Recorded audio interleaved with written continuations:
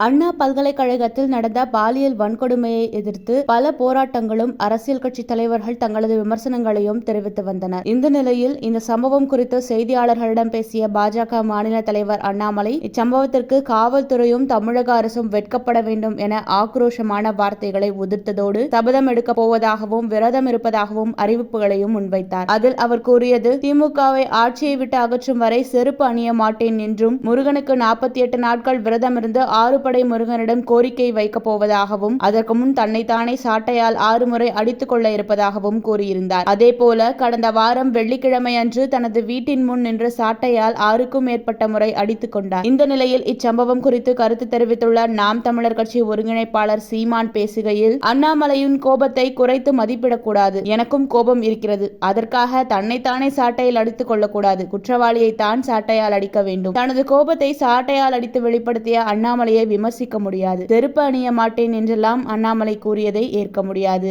என்றார். மேலும் பாமகவின் உட்கட்சி பிரச்சனை குறித்து கேட்டபோது, 35 வருட கட்சியான பாமகவில் நேற்றைய பிரச்சனையானது சரியாகிவிடும். வார்த்தை மோதல் குறித்து நான் கருத்து கூற முடியாது. அன்புமணிக்கு கூட தலைவர் பதவியை நம்பிக்கையின் அடிப்படையில் தான் ராமதாஸ் வழங்கியிருப்பார் என்றார்.